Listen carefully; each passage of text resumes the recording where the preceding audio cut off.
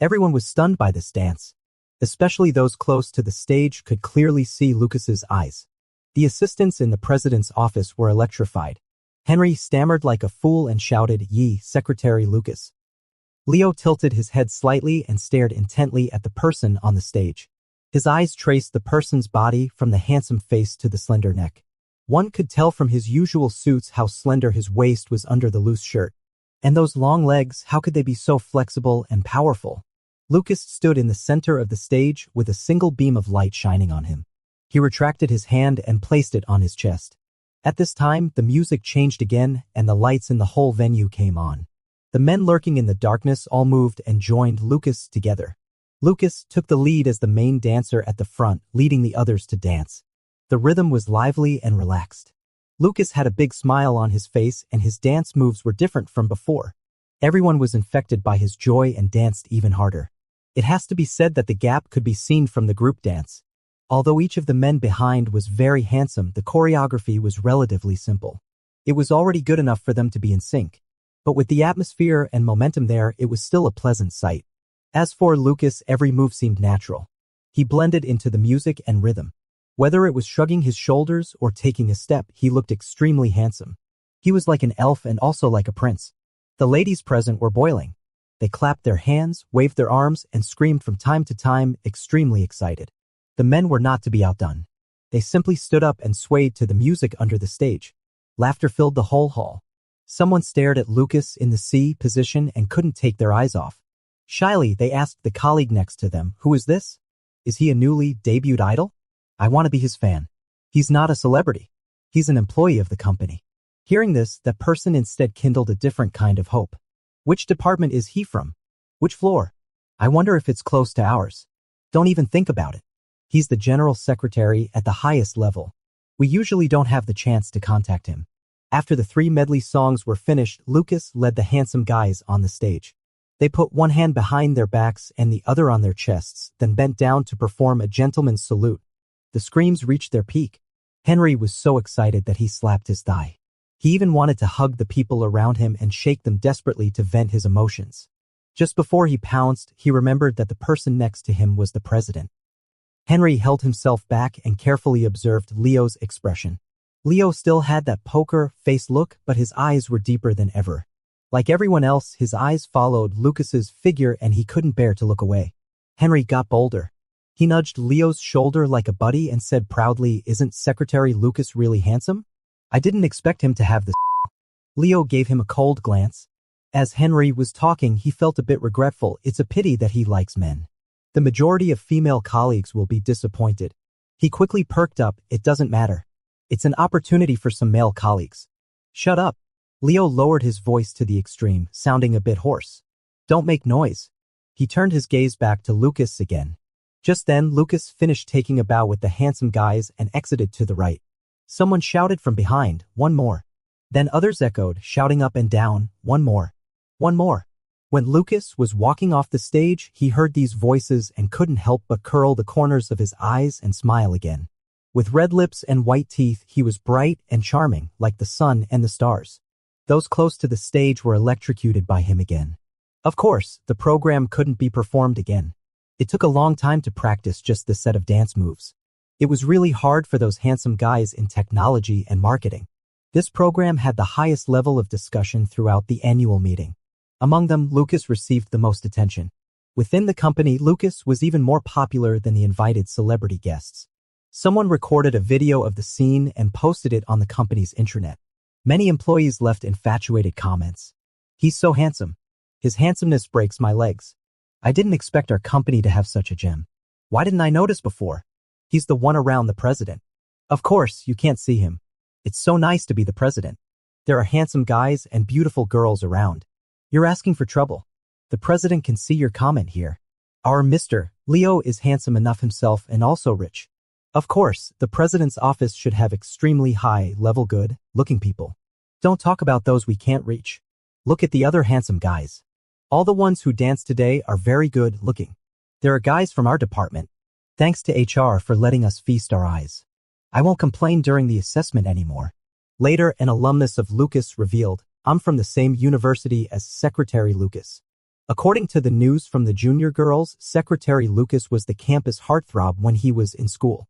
The online discussions were in full swing and the annual meeting ended amidst a chorus of praise. After the performance, Lucas didn't come back. Leo left the venue accompanied by Henry. As the hustle and bustle subsided, there were still people silently carrying the burden. Someone always had to clean up the mess. Lucas didn't not want to return to the president's side, he was just really held up.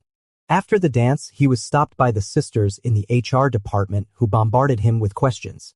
Some even asked him to open an amateur dance class in the company. Lucas could only patiently chat with everyone who was chattering away backstage. By the time he found an opportunity to escape, the annual meeting had already ended. He was unlucky this year and didn't win any prizes. However, Ivy smilingly stuffed a limited edition New Year gift box into his hands. It was said that only the senior leaders of the partners could receive such a gift box. Lucas carried the gift box and slung his bag on his back. He dodged the crowd leaving the venue and walked outside through the side door of the hotel. He planned to walk a bit farther before hailing a car to go back. He always wanted to buy a car at such times. He didn't know how much bonus he would get at the year end. He had only been working in the president's office for half a year. The bonus plus his previous savings should be enough to buy a commuting car.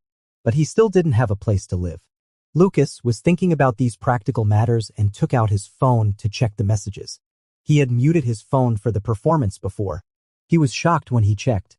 There were full of messages in various communication apps and there were also several missed calls. Lucas looked at the message records. Most of them were praises for him or inquiries about his whereabouts. All the calls were from his colleagues. He twitched the corner of his mouth and had no intention of replying. Lucas took a deep breath of the night air and walked slowly along the roadside. After a while, a car slowly slid over and stopped beside him. Lucas recognized it as the president's car and quickly stopped. The car window rolled down. Leo was reclined on the back seat, looking at Lucas from inside the car. For some reason, Lucas felt a bit nervous. "Mr. Leo, you haven't gone back yet." Lucas still had makeup on his face. His eyebrows were as beautiful as a painting and his features were more radiant than usual. He hadn't changed his white shirt, he just put on a down jacket over it and there was a shiny necklace around his neck. Leo didn't answer and stared at him. Lucas blushed a little under the stare and explained, "I was thinking of going back to take a shower, so I didn't change my clothes." All the formal clothes he wore during the day were in the bag behind him. Leo said, "Shall I take you back?" Lucas carried the gift box in one hand and waved the other, saying, "No need, Mr. Leo.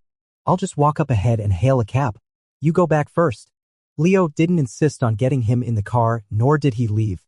Instead, he got out of the car directly and said casually, "I also feel like taking a stroll."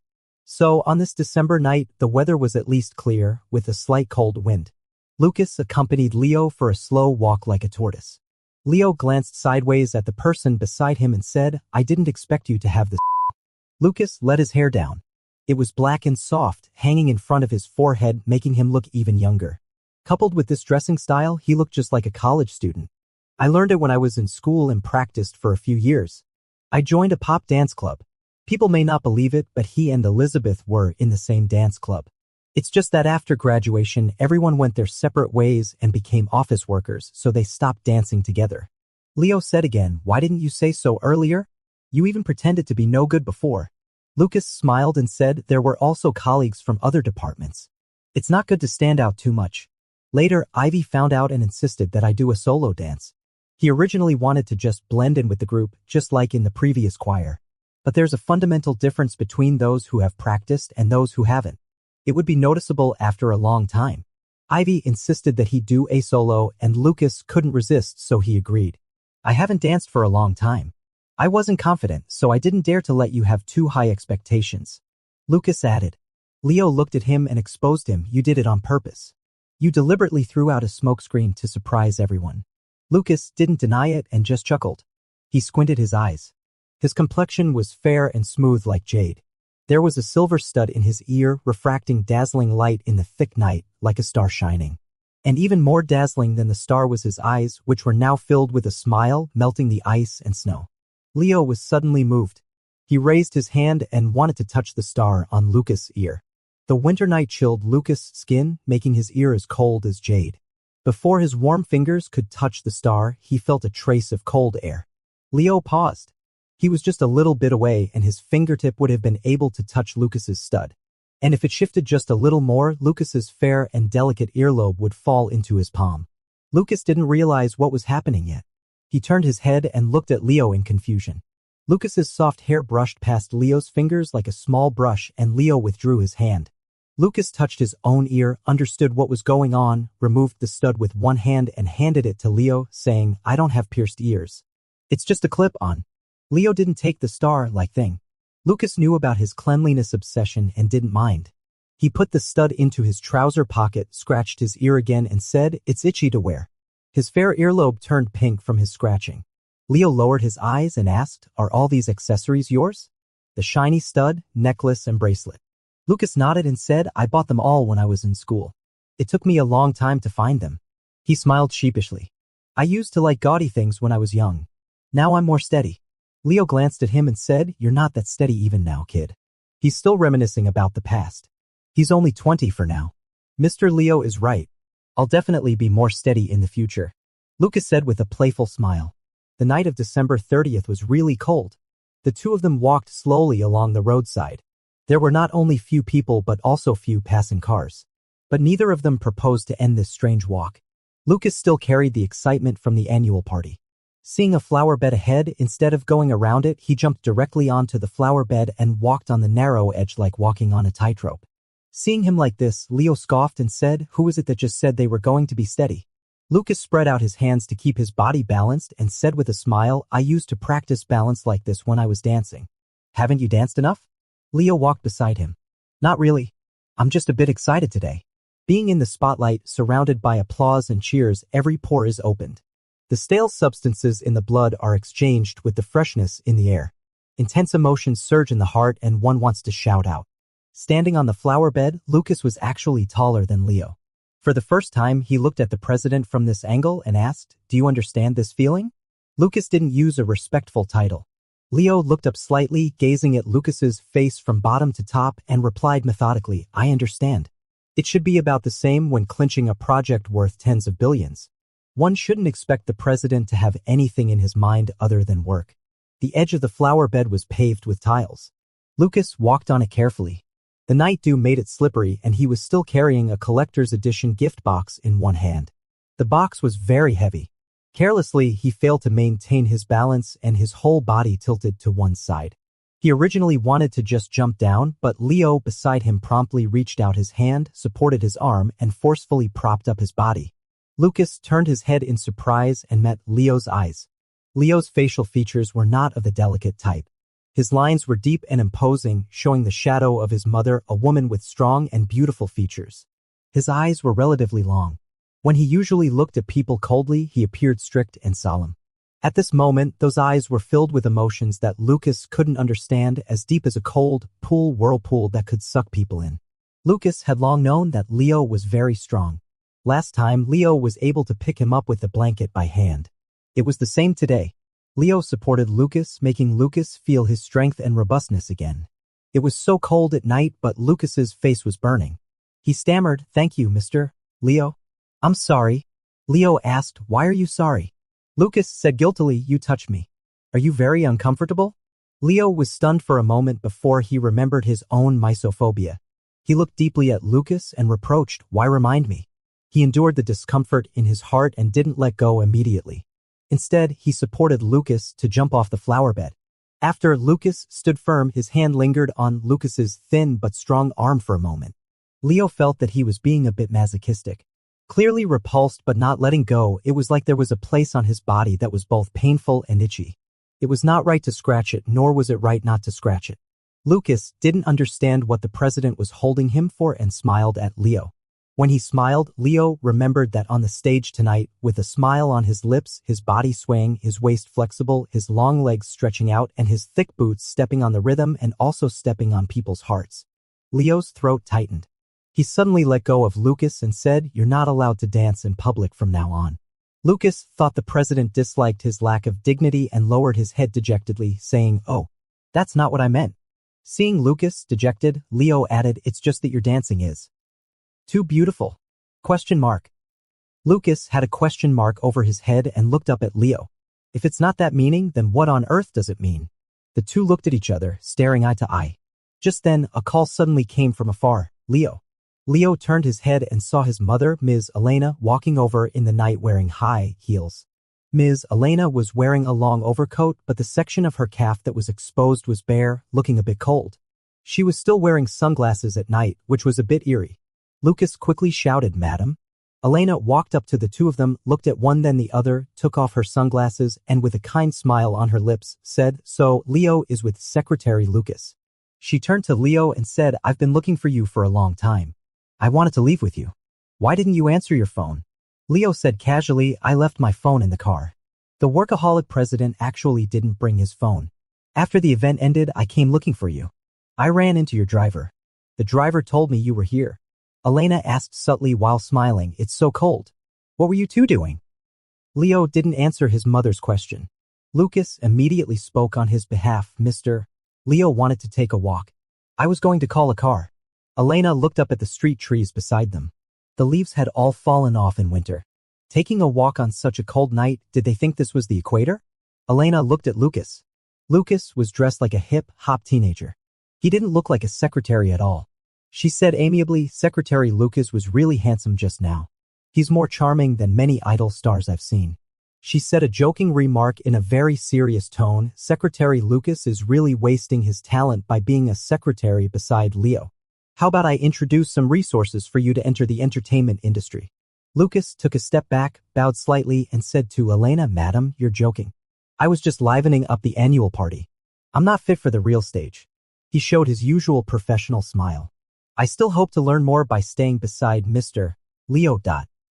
Seeing that Elena was not wearing much, he said considerately, "Mr. Leo, madam, you should go back quickly. The temperature is getting lower and lower." Leo replied with an and said to Lucas, "There's still the last meeting of this year tomorrow morning. Don't forget." "Don't worry, Mr. Leo. Everything has been arranged." The two people communicated as they did during normal work. After Leo finished speaking, he motioned for his mother to follow him. Elena waved to Lucas and put on her sunglasses again. Lucas smiled and respectfully saw off the president and his mother. Only after he was sure they had completely disappeared into the night did he heave a sigh of relief. The influence of the annual meeting lasted until almost the spring festival. Every time Lucas met a colleague in the company, he was either praised or teased, which made him very embarrassed. Fortunately, the spring festival was coming soon and everyone's attention shifted to the vacation. Lucas was not a native of City S. He would go back to his hometown for the spring festival. He started to buy gifts for his parents in advance and then applied for annual leave, planning to take it consecutively with the spring festival holiday. "Young man, you've only been in the new position for half a year and you're already planning for a long vacation. You don't have any spirit of hard work at all." Leo looked at Lucas's annual leave application and made a speech like a capitalist. Lucas's leave needed to be approved by the president in person. He murmured in his heart and pretended to be pitiful on the surface, "I haven't been back for a year. I want to accompany my parents during the spring festival." Leo paused for a moment and signed on the application, approved. Lucas flattered, "Thank you, Mr. Leo. I wish you and your family a happy reunion and a happy new year in advance." He said with a smile, "Especially Ms. Elena. She will definitely become more and more beautiful next year." Leo stared at him, "You're getting more and more slick at flattering. Not long ago, he was still speaking ill of him behind his back." Lucas followed up, "It's all thanks to Mr. Leo's good education." "Where's your hometown?" Leo asked casually. Lucas replied, "City C, Province B. A medium-sized third-tier city." Leo nodded, "A place with beautiful scenery." Lucas was surprised, "Mr. Leo, have you been there?" Leo said, "There's nowhere I haven't been." He tapped on Lucas's annual leave form and instructed, "The project of speed cars will be launched at the beginning of next year. There will be a lot of overtime then. Get ready.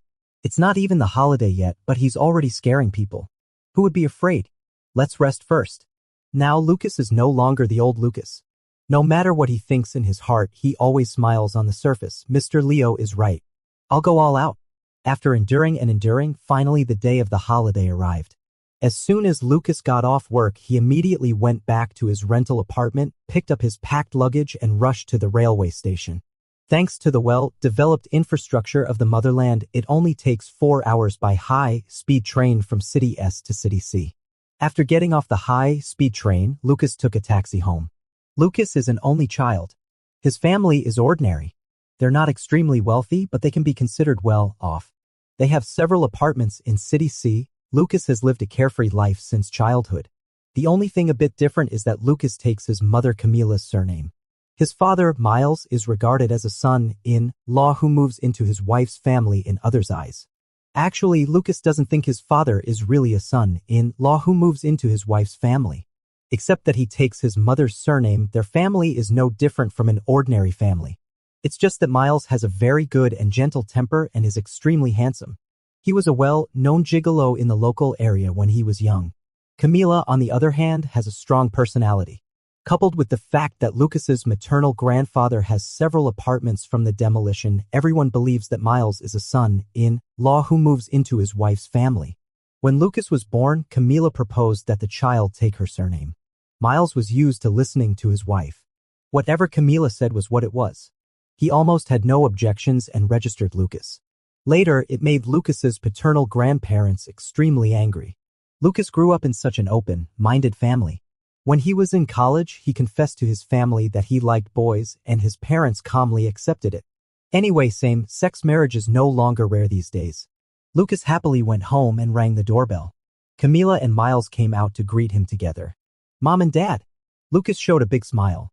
Camila reached out and ruffled Lucas's hair, smiling and saying, "Have you grown taller?" Lucas showed her the soles of his shoes. "I'm wearing height-increasing magic shoes." Miles greeted his wife and son, coming quickly. "There are mosquitoes." "Where are there mosquitoes in winter?" While scolding her husband, Camila looked Lucas up and down. "Not bad, not bad. You've become more handsome." She touched Lucas's face and said contentedly, "Sure enough, you should marry a handsome man. When you're young, you can admire your husband's good looks. When you're old and your husband gets old, you still have your son to take over. There's always a handsome guy in the family." "Miles? Why does she dislike him for being old?" When a child who has been away from home returns, there are always endless things to talk about. The whole family sat together, and Camila kept asking Lucas about his work and life. Lucas had already told his family about his job transfer. At this moment, he took a sip of water and badmouthed Leo in front of his parents again. Who would have thought that his parents had different opinions? Camila said, "Leaders always have bad tempers. As long as they are willing to pay and stick to principles, they are good leaders." Miles echoed on the side, "Your boss is so young and has reached that position. He is very capable. Work hard under him." Sure enough, parents will never complain about your boss with you. Lucas could only say, "Well, actually he is not a bad guy. He is just a bit strict." His parents began to say that being strict is a good thing. Lucas got a headache listening to them and quickly changed the topic, asking about their health. Camila and Miles casually perfunctorily replied a few words and then asked about Lucas' love life. Lucas was glad that he had blocked his parents when he posted the official announcement of his relationship with Benjamin on Moments. He calmly said, "I'm very busy with work now and don't have time to think about those things." Camila looked at her son, hesitating to speak. Finally, all her words turned into a piece of advice: find someone good-looking. As an only child working outside, Lucas acted like a master when he came back. His parents didn't let him do anything. He felt a lot of emotions. He was like a young master at home but had to serve Leo at the company. What a fickle world. After just one night's rest, it was Chinese New Year's Eve the next day. At noon on Chinese New Year's Eve, the family had the New Year's Eve dinner at the Yi family's place. Lucas chatted with his grandparents and gave gifts to the relatives' children. He went back home in the afternoon. The Kong family usually goes to pay New Year calls on the third day of the Lunar New Year. It has been like this for so many years. Lucas vaguely felt it was a bit unfair, but since Miles didn't say anything, Lucas wouldn't question the elders' decision even more. The fireworks control in City C is not as strict as that in City S. Since nightfall, Lucas could hear the sounds of firecrackers and fireworks. Lucas didn't watch the Spring Festival Gala with his parents because he still had a job to do on this New Year's Eve. He needed to send blessing messages in the name of Leo to the necessary business partners or friends using the company account. According to Leo's status and position, there were countless people to contact. It was also because Leo didn't like others to invade his life, so he didn't let Lucas handle his two personal relationships. It is said that some bosses even throw their mobile phones to their secretaries and let them send blessing messages to their mothers-in-law. Lucas grouped these people in advance and sent messages group by group. The wording of the messages for each group couldn't be the same. For key groups, titles must be included. Lucas edited them one by one. It was almost 10 o'clock when he finished this task.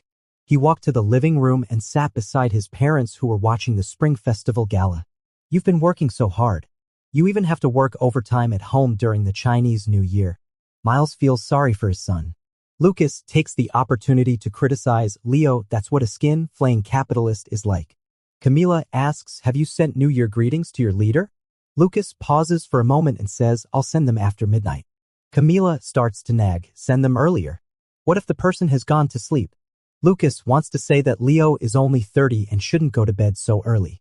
Unable to resist his mother, he walks onto the balcony and pretends to send messages. He doesn't care about Leo for the moment. Instead, he goes to various groups to brag and grab red envelopes. On the way, he chats with Elizabeth for a while. Elizabeth doesn't mention Thomas, which seems to indicate that she has gradually distanced herself from that person. After dealing with classmates and friends, he starts to handle work-related relationships. Salesmen from other companies, seniors who have taken care of him before, supervisors of various departments, and colleagues in the president's office. It takes quite a while to send greetings to all of them. He can't help but sigh to the sky. Being a member of society is really tiring. After it finally comes to an end, he seriously composes a blessing message and sends it to Leo. He has thought about whether to make a phone call. What if he disturbs the president's office on some important matter? As soon as the message is sent, Leo calls back with a voice message. Lucas is startled and hurriedly answers. Before he has a chance to speak, he hears Leo say in a cold voice, it's a mass-sent message copied from the internet, right? How could there be such an annoying mouth in the world? Lucas takes a deep breath and says gently, Mr. Leo, Happy Chinese New Year's Eve. This is a message I carefully composed word by word. I'm very sorry. My writing is not good and it didn't meet your expectations. Leo goes, and asks, what are you doing? Lucas thinks to himself that he is on a voice call with Leo, but he plays the victim and says, I've been sending blessing messages to partners since after dinner. I just finished. Leo says, but you were clearly grabbing red envelopes in several work groups for about an hour. He had once confirmed that the president was not in those groups before he dared to speak boldly. How did the president know about his actions and know them so specifically? Does the president have a secondary account or is there someone snitching? Lucas was really convinced by Leo. It was just like a dean catching cheaters. He was speechless. Fortunately, Leo gave him a bit of face and didn't continue to expose him. Instead, he asked, how much did you grab in the red envelopes? Lucas said irritably, actually, it's less than what I sent out. Leo said, I'll give you a big one later. Lucas, who had been lying on the balcony, immediately straightened up and shouted, thank you, boss.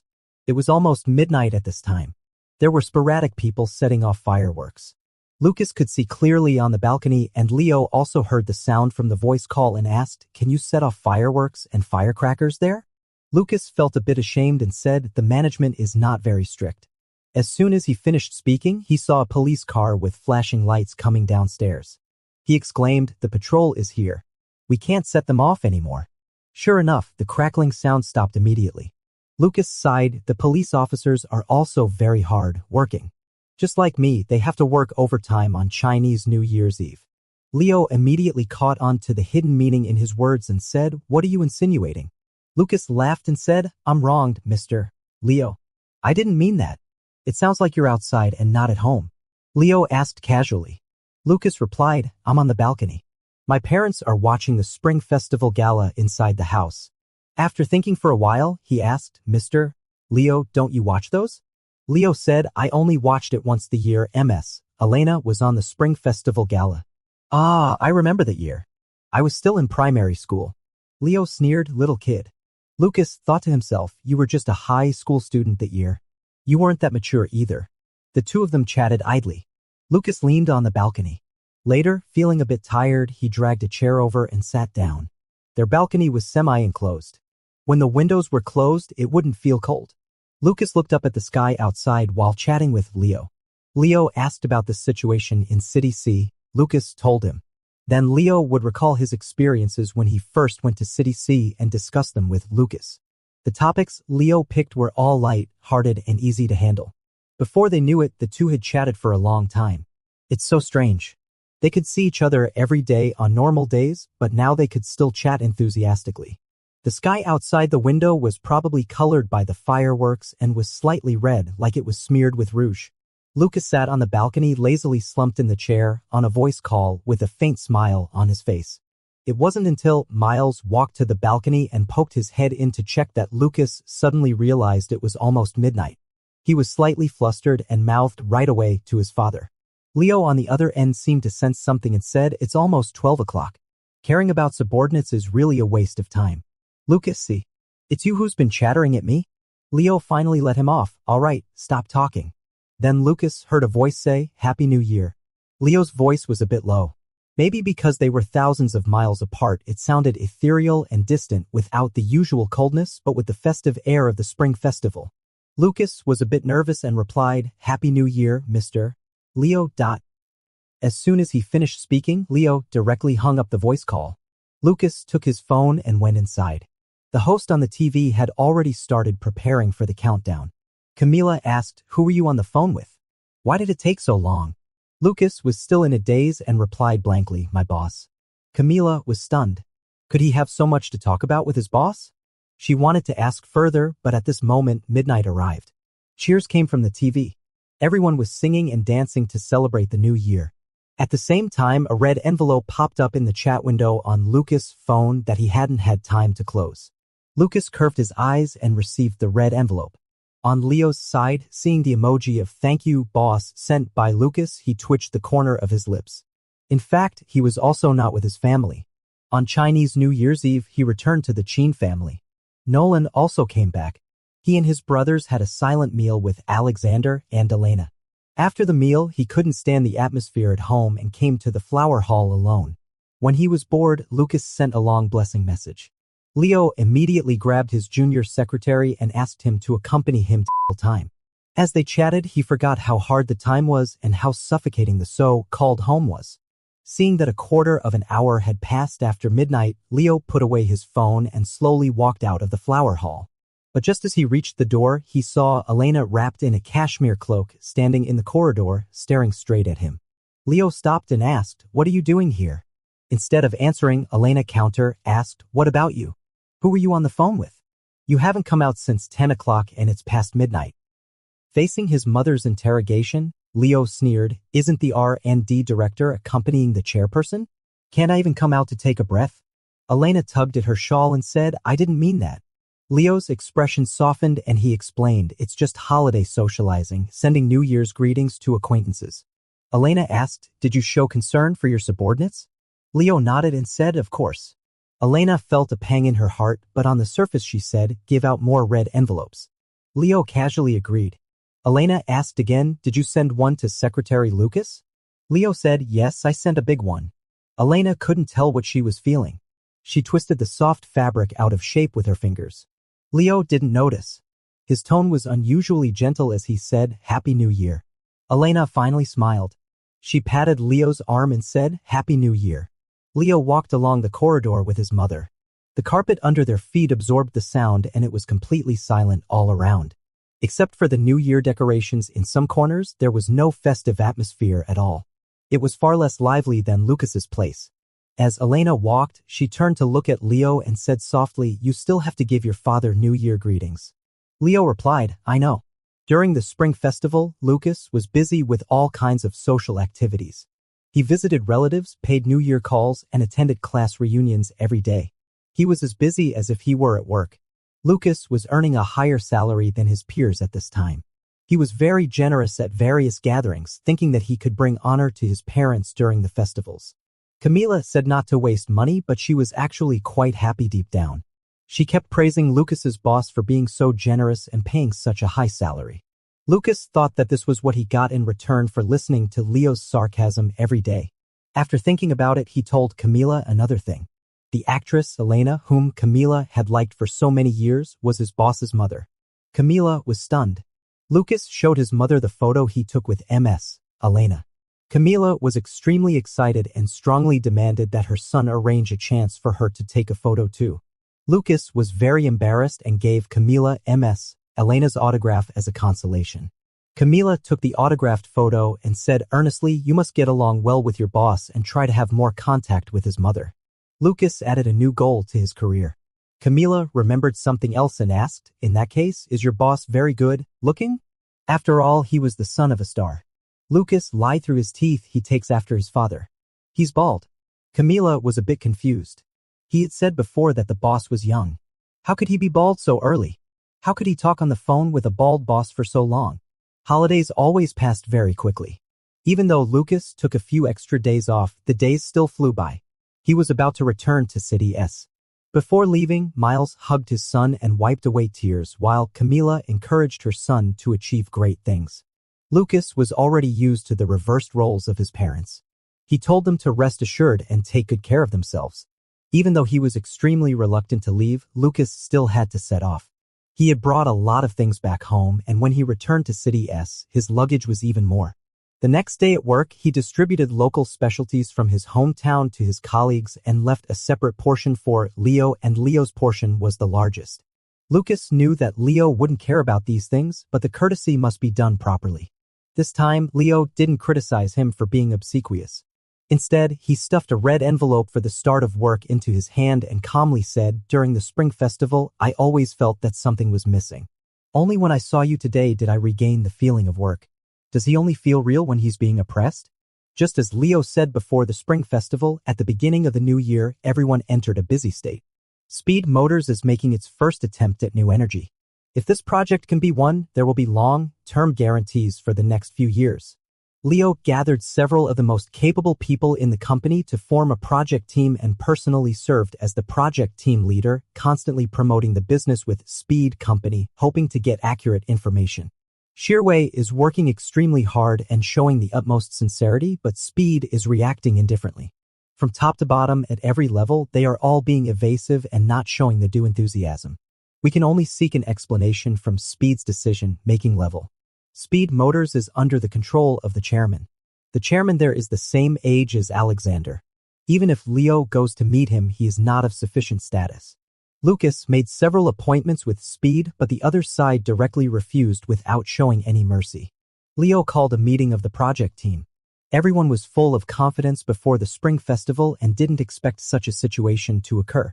On the contrary, Leo had never dared to relax easily before. Unexpectedly, his worries came true. Currently, we can't submit our contingency plans from the front, and from the side, they don't want to see us. This is very tricky. The supervisor in the project team said even if we contact Speed's managers, they just say it's the order from above and they are just following orders. As for the reason, they are either unwilling to disclose it or simply don't know. After listening, Leo's face didn't change. He was as serious as usual and said, "We still have to get in touch with Speed's board of directors." He looked at Lucas and issued the task. You go and investigate the preferences of Speed's chairman. When doing business, one has to consider human relationships. In the same circle, there are naturally sources of information and channels. Lucas took over Ivy's work and has been maintaining this resource since 6 months ago. At the same time, he expanded a part of his own network when attending meetings and dinners. Of course, he couldn't get in touch with the chairman of Speed, but he could befriend the assistants and secretaries in the chairman's office. He also had contacts with some luxury stores of big brands. He figured out their preferences, ordered gifts, and sent them over, and arranged dinners, going to great lengths. If it didn't work once, he'd try a second time. If one thing wasn't liked, he'd change to another. Building connections is all about sincerity, and finally Lucas got in touch with the director's office of Speed. Lucas obtained a lot of information from the staff of Speed and determined the action plan. Mr. Leo, Chairman Mason of Speed, will attend a charity performance next week. I can reserve the seat next to him in advance.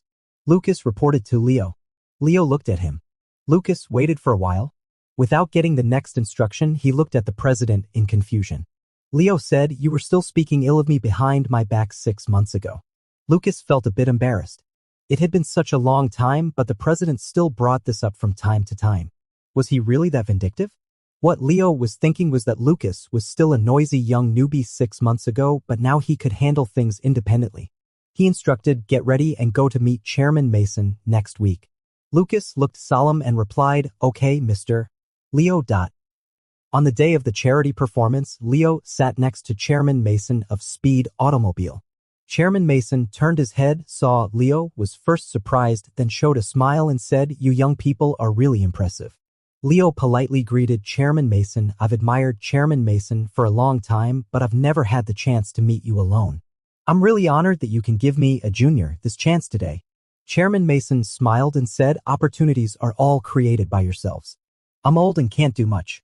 After the two exchanged a few words, Leo led the topic to the main point. Please give some advice to this junior, Chairman Mason. What exactly is Shirway lacking? Chairman Mason continued to smile. Shirway is not lacking at all. Leo showed an expression of humble eagerness to learn. Chairman Mason said, you young people do business. It's very good that you focus on yourselves and your products. But sometimes when you fail to achieve your goals, it's not your fault, nor is there a problem with your products. Leo frowned. Chairman Mason showed him a clear path. If your development is too fast, why not stop and take a look around you? Leo still wanted him to explain more clearly, but Chairman Mason was not willing to say more. He concentrated on watching the performance and only added, go back and ask for your father's opinion. Leo returned to the company from the performance site and sat in his office, pondering over Chairman Mason's words. Lucas accompanied him to the charity performance site and greased the palms of the people around Chairman Mason. Seeing Leo come back directly, he hurriedly followed. As soon as they got to the office, Lucas didn't even have time to take a break and went to the tea, making room to make tea for Leo. He specially added a little mint to refresh himself and brought the tea in front of Leo. Leo turned his office chair around with his back to Lucas, facing the French window and looking out at the prosperous city view. His face was gloomy. Lucas said carefully, Mr. Leo, have a cup of tea and take a break. Leo didn't say a word. He waved his hand indicating Lucas to put the tea aside first. Lucas put the teacup on the table and didn't leave immediately. Instead, he stayed with Leo. Leo always faced the window, silent and motionless. They hit a wall with Chairman Mason at speed today, but Lucas thought Leo had known this result in advance. He even noticed it before the Chinese New Year. At that time, everyone was very optimistic. Only the president repeatedly warned and reminded everyone to make more preparations. The matter that Chairman Mason mentioned today, Leo had already realized it at that time. So, what exactly is the problem with Shirway? What happened? From Lucas' position, he simply couldn't understand. Lucas was still quietly thinking when suddenly he heard Leo say, prepare the car. I'm going to the group headquarters. Lucas was startled and said, now? The timing may not be appropriate and we haven't made an appointment in advance. Even if Alexander is Leo's father, it's not possible to just go and see him whenever one wants in matters of business. Leo emphasized, now, right away. Lucas immediately went to make arrangements. The headquarters of the Bangtian group is also in City S. It's taller and more magnificent than the Shirway building. However, its design style has a touch of solemnity and is far less trendy and avant-garde than Shirway technology. Henry also went along. He said, I think there might be a confrontation, so it's better to tag along. Lucas was greatly surprised. Would it really come to that? Leo arrived at the group headquarters with Henry and a deputy general manager. Lucas trailed behind to provide support. The receptionist at the headquarters seemed to know that Leo was coming. She said amiably, Mr. Leo, the chairman is waiting for you upstairs. Leo went upstairs. Instead of going to the chairman's office, he was led into the meeting room. In the meeting room, Alexander was sitting in the main seat. His hair and attire were impeccable. He looked serious and solemn, slightly lowering his head. It was not clear what he was thinking. Alexander is no longer young, but he looks younger than his actual age. Having been in charge of the group for so many years, he has an imposing aura that commands respect. And Carter was standing beside him. Leo remained calm when he saw Carter, but Henry smiled and said, as expected. Alexander looked up and said to Henry, after all these years, you're still so disrespectful. Henry is a veteran who has served for 3 generations. He once assisted Alexander. When he saw the chairman at this moment, he was not timid. He greeted first, Chairman. He glanced at Carter and said with a smile, I didn't expect Mr. Carter to be here too. I was just startled. The meanings of his 2 sentences were obviously contradictory, but Alexander didn't pursue it. Instead, he looked at Leo and said, I know why you're here. Sit down. Since entering, Leo had remained silent and sat down silently in front of the conference table. The others also took their seats one after another. Carter sat in the seat below Alexander, looking extremely smug. Alexander announced on behalf of Carter, this time, Shirexien will also participate in the bid for the battery module of speed cars. The deputy general manager beside Leo could hardly sit still, and Henry let out a silent sneer. Shirexien has never been involved in the field of power batteries before. Suddenly saying they're going to make car batteries now, isn't that just a joke? Only Leo didn't question it. Instead, he calmly spoke up and asked, a fair competition? Alexander said it's a fair competition. As two independent entities, Yaoi and blcommunity, are bidding simultaneously. The group won't interfere. The choice lies entirely with Speed Motors. Whoever is capable will get the job. Leo tugged at the corner of his lips and said sarcastically, the chairman's words sound nice, but the reality seems to be different. His tone was a bit chilling. If it's really a fair competition, then why did the chairman inform Chairman Mason of Speed in advance to reject Yaoi? Alexander didn't answer. Speed's attitude is too strange. Coupled with what Chairman Mason said, there must be someone pulling the strings behind the scenes. Never would they have thought that the one pulling the strings was someone from their own group. Leo looked at Carter and said, that's why I'm bored dealing with Mr. Carter. Unable to win on his own, he runs to the parent. How can this be called a fair competition? Carter showed no sense of shame. Instead, he said proudly, blcommunity needed to make some preparations, so I asked the chairman to help buy some time. There's nothing wrong with that. It's also a way of relying on one's own abilities. Alexander cleared his throat and said, let the past be the past. From now on, Yaoi and blcommunity should work hard on their own. The group won't interfere anymore. Leo said coldly, I hope the chairman will keep his word. Lucas didn't follow them into the meeting room. He waited outside for about half an hour. Then Leo came out with Henry and the deputy general manager. On the way back to the company, Lucas roughly understood what had happened and was secretly shocked. Subsidiaries of the same group actually have to compete for the same project. Moreover, the group once gave preferential treatment to blcommunity. No wonder Speed Motors was so cold towards them. What's the chairman thinking? blcommunity's main business is alkaline batteries and power banks. Can they really make car batteries? Anyone would think it's a joke, but this is actually true. It wasn't until they reached their own company and got on the elevator that everyone vented their dissatisfaction. The deputy general manager said, this is going too far. We're all subsidiaries of the group. Why does the group favor blcommunity? We clearly have more advantages than blcommunity. As he was speaking, he became a bit suspicious. Can blcommunity really make car batteries? It's too absurd. Is there some kind of trick behind it? Henry looked serious and said, Carter has long been getting arrogant. This time it should be for real. Maybe they found external support or some other way. We can't let our guard down. As they talked, everyone looked a bit worried. At this time, Leo said, everyone has worked hard today. Go back and rest early. Even Lucas was taken aback. According to Leo's past style, when such a big thing happened, he would make his subordinates work overtime. No one could leave until they came up with a plan that day. Who would have thought that the president would be so considerate today and let everyone go back to rest? There's no need to rush, Leo said. Let's talk about it tomorrow. Since the president had spoken, the project team members didn't stay long. They packed up their things and went home, preparing to conserve their strength for future battles. Lucas had been running around all day today and was also tired. He sat in his seat and caught his breath for a while, but didn't rush to leave. Because the president hadn't left either. As soon as Leo came back, he locked himself in his office. Everyone was talking about how blcommunity was, but what Lucas cared about was the chairman's attitude. The chairman is the president's father. The father actually embarrassed his son like this. Not only did he help outsiders, but he also said hello to Chairman Mason and asked Chairman Mason not to adopt Yaoi's plan for the time being. Maybe the chairman has his own considerations, but the president being backstabbed by his own father, will he be sad? Lucas couldn't imagine the president being sad. Leo always looked down on others and didn't take anyone seriously. Would such a person have the emotion of sadness? Lucas had all sorts of random thoughts but still didn't leave. When Leo walked out of his office, he saw the young secretary lying on the table and sleeping again. There were indeed many things to deal with today and everyone was very tired. But he had told them to go back, so what was Lucas still guarding for? This time, Leo didn't let him sleep as he did the first 2 times. Instead, he tapped on the table with his finger. Lucas woke up immediately, jumped to his feet, and instinctively shouted, Mr. Leo. Looking closely, he hadn't even fully opened his eyes, and his hair was hanging down, looking like a dazed squirrel. Why didn't you go back? Leo asked. Maybe because he had just woken up and was still dazed, Lucas answered honestly, I was waiting for you. Leo stared at him.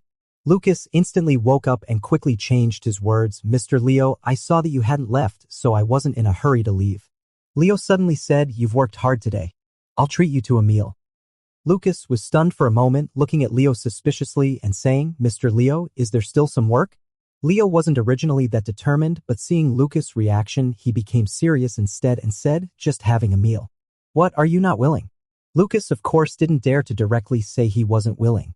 Instead, he started to ponder what the president meant. It seems nothing unusual for a superior and a subordinate to have a meal, but there were only the two of them.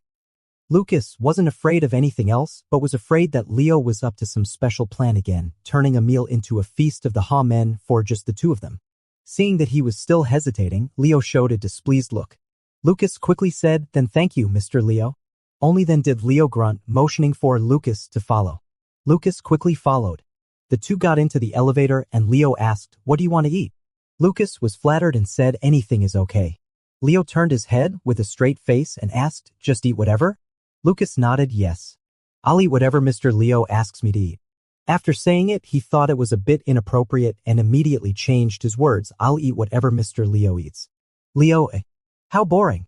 When they reached the parking lot, Lucas said, "Mr. Leo, send me the location. I'll drive there by myself." Anyway, Leo doesn't like having others in the same car with him. Leo grasped the key point. "What car do you drive?" Lucas replied, "My own car. I just bought a new vehicle for daily use." Leo raised his eyebrows. He was always taking ride-hailing services last year. Just over a month into this year, he's already bought a private car. Lucas said a bit shyly, "Thanks to Mr. Leo. You gave me a generous year-end bonus." Leo nodded and said, "All right, then I'll go in your car." "What?" Lucas didn't understand. "I gave you the bonus to buy this car. Can't I even take a ride in it?" Leo directed him, "Lead the way." The president today is not playing by the rules at all, which makes Lucas very confused. He led Leo to his new car. Leo frowned and looked extremely disgusted. "Why didn't you buy a better one?" Lucas said righteously, "Better ones are expensive. The bonus you gave me isn't enough. Moreover, he still needs to save money to buy an apartment. He can't just spend it recklessly."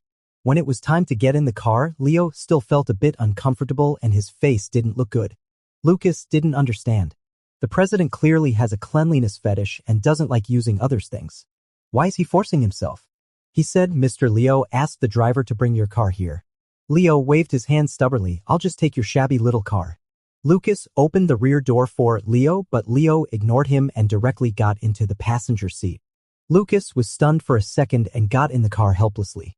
It was the first time the two of them sat in the same car in this position. For some reason, Lucas felt a bit embarrassed. The car he bought wasn't small in space, but with two grown men sitting side by side, Lucas still felt cramped.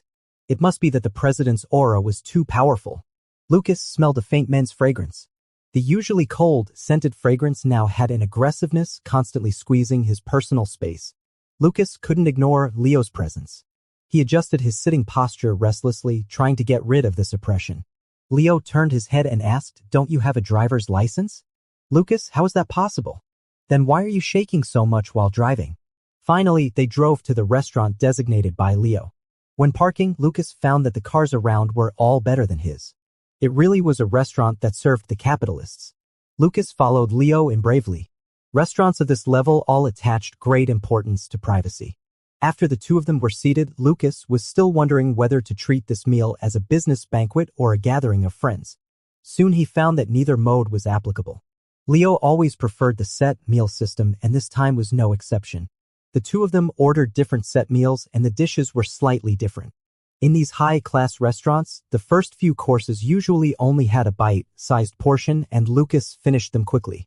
Seeing this, Leo pushed his own portion in front of Lucas. Lucas was shocked and stammered, "Mr. Leo, aren't you going to eat?" Leo said, "It's for you. You seem to like it very much." Lucas shook his head and said, "I've had enough. You eat it." After thinking for a moment, Leo thought that his current behavior made him seem stingy. He was about to call the waiter and said, "Add another set." Lucas quickly stopped him and said, "Really, it's enough. I'll eat more slowly." Only then did Leo give up. Lucas thought to himself that it was really strange. When had the president ever considered him during a meal? He actually wanted to order more dishes for him. It was like it was going to rain blood. Fortunately, things returned to normal later. The two of them ate in silence. Because of the excessive silence, it became even more eerie. Lucas wanted to find a topic to chat about but didn't know what to say. During the spring festival, they could still chat on the phone for an hour. Why were they at a loss for words now? Only then did Lucas realize that it was always Leo who had been guiding the conversation at that time. He only needed to follow along so the two of them could talk for so long. But today Leo was in a strange mood. Even when arguing, he either omitted the subject or the object. Obviously, he was not in high spirits. Lucas thought that since the president had invited him to dinner, he must take on the responsibility of making the president happy. So he looked at the fruit tart on one side and said, "Mr. Leo, let me tell you a joke." Two bananas were walking on the road. The banana in front felt so hot that it took off its clothes. As a result, the banana behind slipped. After he finished speaking, he looked at Leo eagerly. Leo looked at him expressionlessly. Seeing that it had no effect, Lucas tried even harder. "Then let me tell you another one. One day I was walking when suddenly I felt my feet were so sore. I looked down and found that I had stepped on a lemon." Still no reaction. He continued. Suddenly, the eggplant sneezed and then it started scolding. "Leo, shut up." "Lucas, okay." Lucas lowered his head and ate intently, not knowing if the president's mood had improved. Leo also lowered his head. The bananas on the fruit tart came into view. His mood at that moment was indescribable. Finally, he couldn't help it. He reached out and ruffled Lucas' hair and said, "Why are you so silly?" Lucas was yanked so hard that his head almost buried into the plate. He murmured, "I'm not stupid." The feeling of the hair rubbing against his palm still lingered, itchy and numb, very delicate. Leo lifted the corner of his mouth at an angle where Lucas couldn't see and said, "Where are you not stupid? You're so silly." After a full meal, the atmosphere seemed to relax a bit. Lucas solemnly said to Leo, "Thank you, Mr. Leo. Leo said, "You're welcome. Treat me another day." Does this sound like something a big president would say? He still has to remember a meal from him. Lucas complained, "Okay, president. Wait until you pay me more and then I'll treat you back." Leo looked at his furry head and wanted to ruffle his hair again. Fortunately, when they walked out of the restaurant, Leo's car was already waiting outside. There were a driver and bodyguards. Lucas let out a sigh of relief. Leo squinted at him and said, "What, don't you want to see me off?" Lucas said, "No. I'm just afraid that you'll have indigestion sitting in my shabby car after a meal." Leo was too lazy to argue with him and prepared to get in the car. Lucas hesitated for a while and shouted, "See you tomorrow, Mr. Leo. Leo didn't look back and just replied with an Lucas added, "Come on, Mr. Leo. Leo turned around. Few people have ever said "come on" to him. In the evening breeze, Lucas smiled warmly and sincerely. "No matter what happens, we'll stand by you and support you." He knew that he was just a subordinate, having neither the power nor the ability to interfere in the president's family affairs and decision-making matters. He could only show his loyalty, hoping that Leo would be happier. Leo was far from as vulnerable as he thought and asked, "What if I don't pay you?" Lucas, see. Then he could only take his leave. Leo let out a snort, wiggled his fingers, and finally couldn't hold back. He stepped forward and ruffled Lucas's hair again. He suspected that the CEO knew he had said the CEO was bald during the Chinese New Year and wanted to deliberately make him bald as revenge. Leo squeezed his palm and then turned around to get in the car. Winter was gradually passing and the footsteps of spring were approaching quietly. The night breeze gently blew away the cold and brought a hint of warmth. Early the next morning, Leo called a meeting. However, this time all the people attending the meeting were Leo's confidants, and there was not a single outsider. Leo said the group's approach clearly shows that they are trying to persuade Shirwei to quit. They don't want Shirwei to get the speed order. Lucas also attended this meeting. Listening to Leo's words, he was secretly shocked. The others showed no reaction. Apparently, after a night of thinking, everyone had figured out the key points. But just persuading verbally won't work. Speed isn't stupid. It won't harm its own interests and play this game with bang-tian. So, Shirexien must be hiding a powerful weapon, which is why Speed is hesitating. The group proposed fair competition because of this confidence. They have faith in Shirexien and aren't afraid of the competition between Shirexien and Shirwei. They aren't afraid of Shirexien competing with Shirwei. Leo calmly and clearly explained the current situation. This is the situation we are facing. Everyone hopes that we'll withdraw. He paused and asked his subordinates, "What do you think? Should we follow the group's intention and give up?" Everyone didn't say a word but just looked at each other. The CEO wouldn't ask such a question. He must have already had an answer in mind. Sure enough, Leo said, "I want to go against the group." It was a declarative sentence, firm and unarguable. The group doesn't want us to get Speed. I just want to cooperate with Speed. We can't lose this order.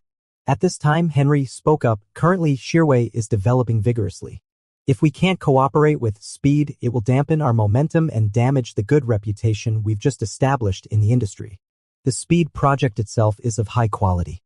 If we give it up, how can we still claim to be the number one? Yes, losing it will hold us back and also affect next year's plan. Others began to speak up one after another. Leo nodded and said, now we've reached a consensus. We must actively strive for the speed car project. He looked at everyone present and said, but we also need to recognize that there are numerous difficulties ahead. Since our current plan can't impress speed, it means our competitors have more attractive bargaining chips. We must first figure out what this bargaining chip is. Next, the meeting entered the next stage to discuss the specific measures for the next step. Lucas had been attending the meeting and recording the meeting process. He noticed that yesterday everyone was still focusing on blromance and thought blromance was extremely reckless, but today the tone changed immediately. Everyone realized that this was the intention of the group. Without the group's acquiescence, blromance couldn't have gone this far. Lucas only knew the surface but not the underlying reasons and hadn't grasped the key point yet. He couldn't directly ask Leo, so after the meeting, he found Henry. Assistant Henry, can I ask why the group, that is, the chairman, is doing this? Lucas asked Henry. The chairman is so targeting Leo. As the best and most promising subsidiary of the group, Shearway doing this is not beneficial to the group. Henry thought for a while and didn't speak immediately. Lucas quickly said, if you can't disclose it, it's okay. Henry smiled and said, there's nothing that can't be said. Everyone knows about these things and can figure them out with a little thought. It's just that you're relatively young. Shearway has been developing well in recent years, so you haven't heard about these things. He paused for a moment and said, I'm thinking about where to start. It still has to start from the family affairs of the Chin family. The affairs of the Chin family are as cliched and unoriginal as all the dog-blooded stories of wealthy families. In his early years, Alexander was just a junior clerk in a state-owned enterprise, but he married a young lady from a wealthy family. After getting married, Alexander was promoted all the way by virtue of his own abilities and the financial resources of his father-in-law's family. He became a middle-level manager in just a few years. Just then, Alexander wanted to resign and start his own business. Everyone opposed the idea, only the first wife unconditionally supported Alexander. So, Alexander left the state-owned enterprise and founded his own company. In the first year or two, Alexander's company developed very difficultly. Fortunately, with the help of Mrs. Alexander's natal family, the company finally showed signs of improvement. Later, the couple had a child. It should have been a happy ending, but unexpectedly, Mrs. Alexander died in an accident. Alexander took his young son and turned his grief into strength, focusing on developing his career. At this time, Carter followed him and secretly did many things for Alexander that he was not convenient to handle himself. Alexander's company thrived. 3 years later, Alexander met Elena. Elena was extremely popular and incredibly beautiful at that time. She was determined to marry Alexander as his second wife. Who could refuse a top-tier big star? Alexander married Elena and Leo was born the next year. Over the years, Elena has always carried a bad reputation. Alexander made his fortune with the help of his first wife's natal family but finally married a big star. People say that the former Mrs. Alexander planted the tree while Elena enjoys the shade. Lucas knew something about these things but not so many details. Henry rambled on and told Lucas all the details of Leo's family situation, which made Lucas a little scared. Is it okay to tell me everything? Lucas asked nervously. Henry waved his hand and said, it's okay. As long as you inquire, you can know about the chairman's marital situation. If I don't clarify the background, it will be hard to tell the following things. Hearing this, Lucas almost guessed the whole picture of the incident. It was another story of the struggle for power among the heirs. Alexander had 2 wives and 2 sons, but there could only be one heir to the company. Alexander's first wife's natal family was very wealthy. Alexander made his fortune with the money from his father-in-law. Both Alexander and his first wife's natal family hoped that the eldest son, Nolan, could take control of the blcommunity group. But Leo was not an easy-going person. Leo was able to become the president of Shearway and develop Shearway to its current level, which shows that he is extremely capable and a business genius. He is only 30 years old. Given time, he may not be unable to surpass Alexander's achievements. This made Nolan and his mother's relatives very embarrassed, and it also put Alexander in a difficult position. Fortunately, Nolan has developed in the wrong direction. Henry said Nolan has been a top student since childhood. His grades are far ahead among a group of rich kids. At that time, the chairman had high hopes for him and thought he would surely achieve great things. Henry sighed and said he really has achieved great things. Everyone thought that Nolan would inherit the family business when he grew up, but unexpectedly he became a scientist. At a young age, he has many academic titles and serves as the deputy director of a scientific research institute and the director of the group's R&D center. Henry widened his eyes and told Lucas many of the group's core technologies were developed under his leadership. He's really amazing. As he spoke, he stroked his chin.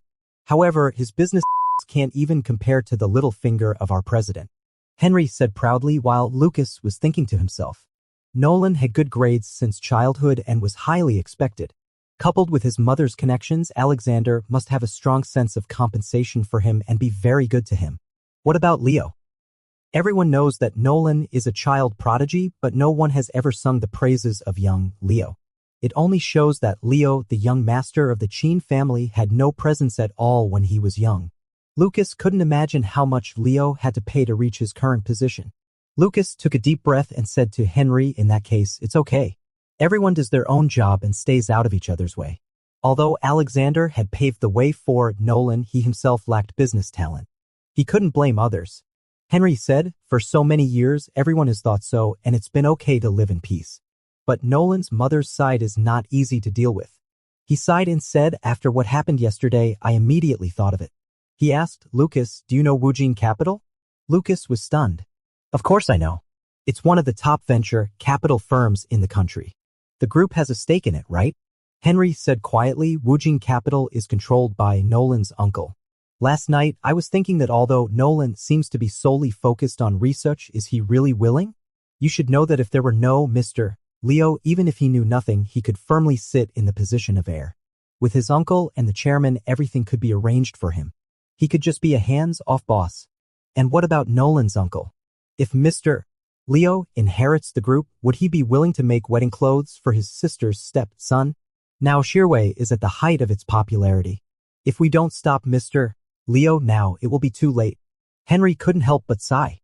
The chairman is now trying to suppress us. Maybe it's due to various considerations and pressures. Anyway, this is the result we're seeing now. Lucas was silent for a while and then said, our president has it so hard. Henry patted Lucas on the shoulder. Indeed, but don't be discouraged. Believe in our miracle translator. Henry is also a magical person. He often says things that don't match his status, but neither Mr. Leo nor the chairman takes him seriously. Fortunately, the group doesn't want to give up the speed market share, so they hope blxin can step in, which gives us a glimmer of hope. After all, we are more familiar with blxin. Henry sneered mockingly, it's a bargain for that hooligan Carter.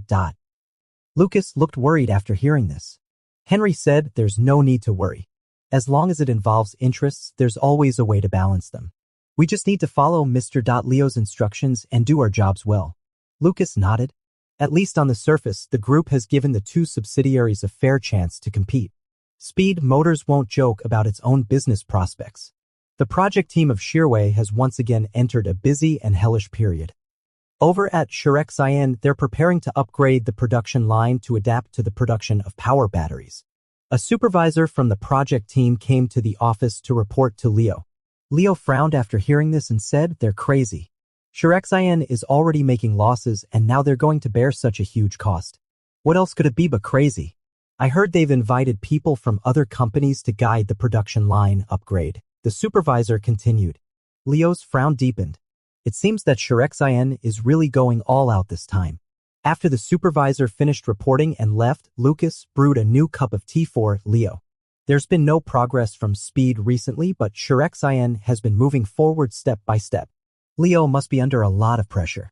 But at this moment, he was looking down at his tablet, looking calm, showing no sign of wavering or impatience.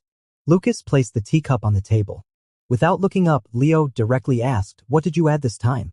During this period, Lucas has been trying all sorts of things with Leo's tea, always adding various things to refresh or enhance the flavor, hoping to give the president a boost from this little detail.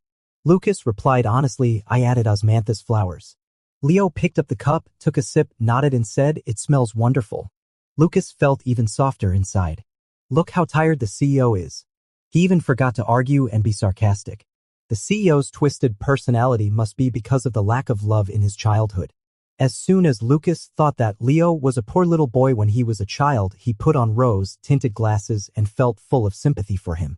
Seeing that Lucas didn't move for a long time, Leo finally looked up, looked at him and asked, "Is there anything else?"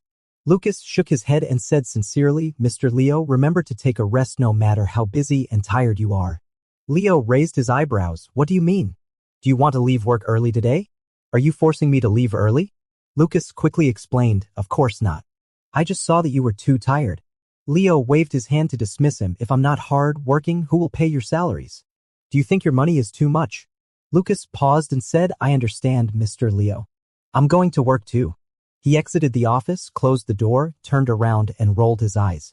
No matter how lacking in love Leo was in his childhood, when he was feeling sad in a Bentley on his way to and from school, ordinary people could only ride bicycles. The Shearway project team has gone all out, but the results are not significant. Speed was not enthusiastic about them in the first place.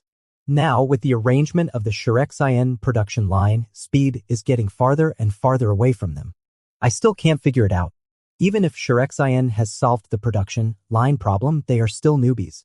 Why does Speed not use our mature team but must get close to blchina? At the regular meeting of the project team, everyone looked worried. Is it possible that the chairman is still exerting pressure behind the scenes? Someone asked cautiously. Leo denied the statement. It's not that likely. He won't use the same means repeatedly. Moreover, since it's said to be a fair competition, even if it's a lie, the superficial effort should be done well. Now Speed's attitude is too obvious. It's not a matter of pretending or not. It's that Speed really favors blchina. Lucas felt uncomfortable just thinking about Carter's smug face. He was determined to fight for his dignity. If blchina won the Speed project, how arrogant Carter would be. It's so annoying. Obviously, others had the same thought, but the work progress was blocked. No matter how they improved the plan and reduced the cost, it was useless. There must be some secret weapon on blchina's side that we haven't discovered yet. Everyone was very distressed. Leo comforted his subordinates. Since Speed isn't in a hurry to finalize blchina, there must be something about blchina that doesn't satisfy them. We still have a chance. He pondered for a moment and announced the adjournment of today's meeting. After the meeting ended, Leo returned to his office.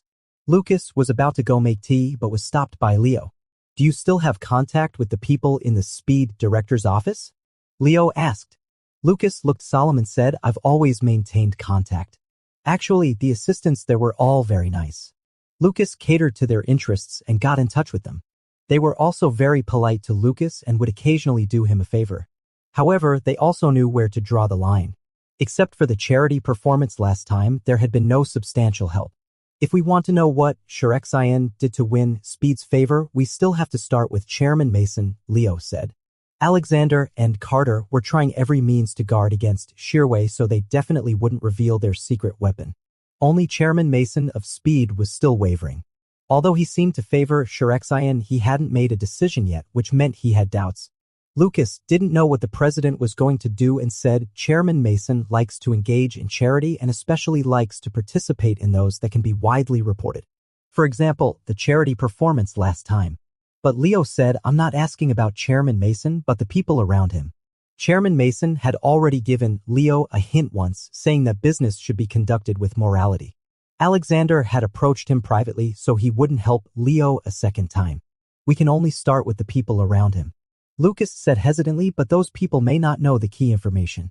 "It doesn't matter. We'll be the ones to judge whether the information is valuable or not."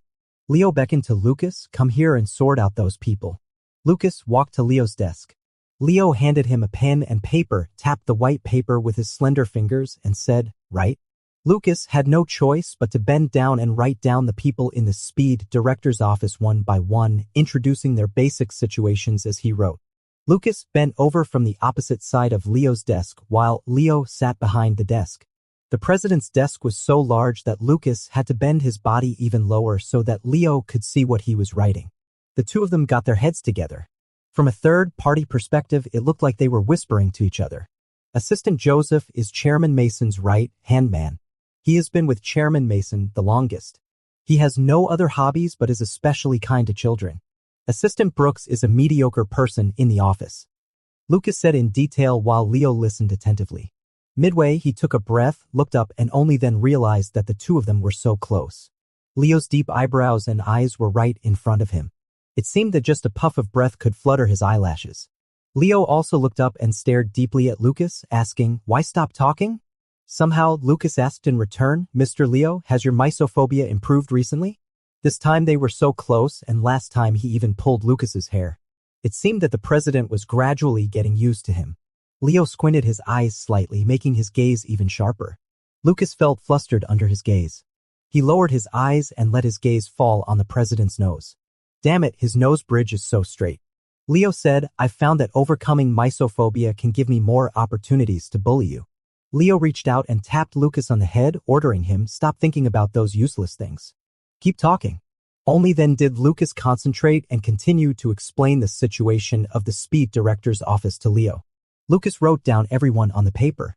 Suddenly, Leo pointed at one of the names and said, "Tell me about this person." Lucas took a look and said, "Assistant Naomi." This assistant is the daughter of a small shareholder of Speed. She was arranged to work in the director's office. In fact, she doesn't play much of a role. It's just to give the shareholder some face and let her hold a sinecure. You said she likes to chase stars? Lucas said with difficulty, "Yes, she often chases stars during work. I once thought about putting some effort into her, but since she has no real function in the office and has no access to the company's core at all, I gave up." "It's her," Leo said.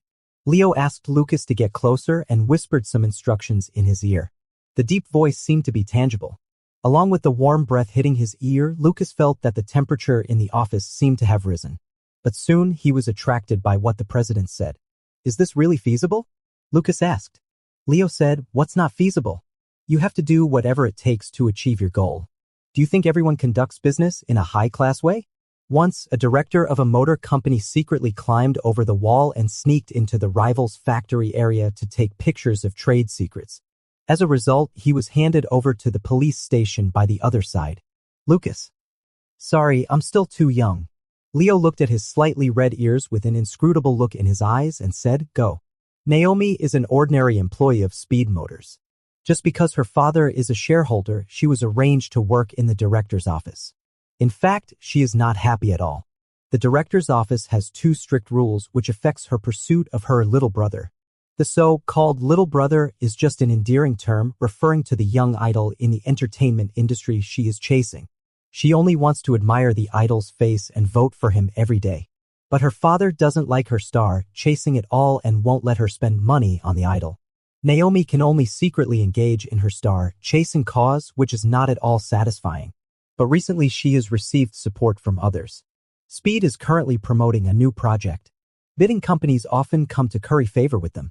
As an outsider in the office, Naomi usually doesn't get involved in such situations, but this time it's different. Secretary Lucas from Shearway Technology has given her the idol's exclusive peripherals and various limited edition products several times. Naomi thinks such a company knows how to do things right. She doesn't understand why the chairman doesn't like Shearway but wants to choose Shirexin. Later, Lucas began to arrange for Naomi to attend various meet and greets of that idol. Being able to get close to her favorite idol, Naomi is about to be overwhelmed with sweetness. Finally, Lucas even wanted to arrange for her to fly directly to the variety show site on the weekend and be an amateur guest to interact with the idol. Naomi was ultimately afraid of being discovered by her father, so she declined to appear on camera. However, she had a great impression of Lucas and voluntarily said, "I hope your Shearway can cooperate with us." Lucas said distressfully, "But Chairman Mason seems to dislike us. It would be great if Assistant Naomi could put in a good word for us in front of Chairman Mason." Naomi was a bit embarrassed. "I don't have much influence in front of him." Lucas thought for a while and then asked, "Then from Assistant Naomi's professional experience, where does our Shearway fall short?" Naomi thought to herself that she didn't have any professional experience, but she couldn't show her timidity anymore. After thinking for a moment, she said, "It would be better if your batteries could be charged faster." Lucas was surprised inside but didn't show it on his face. He asked, "Could you be more specific?" Naomi had heard it by chance. It was just that she was such an outsider in the office that others didn't take her seriously. At this time, in order to pretend that she understood, she said seriously, "Shirexin guarantees that their charging speed can be 10% faster than yours. Of course, the chairman will choose them." 10%, what a surprising figure. Lucas was shocked inside. He distracted Naomi with some stunning raw photos of idol stars and immediately returned to the company to report this situation to Leo. After Leo listened, he was silent for a moment. After a while, he called Henry into the office. You go to the group's R&D center to find Nolan for me. Leo's voice was very low and it was hard to tell whether he was happy or angry. Lucas was startled and immediately figured out the key point. Could it be that the R&D center is providing special support to Shirexian? The group's R&D center controls every core technology of the group. However, the R&D achievements regarding power batteries have always been enjoyed by Shirway. After all, only Shirway is engaged in this business. But what if Nolan hides the new technology from Leo and provides it to Carter?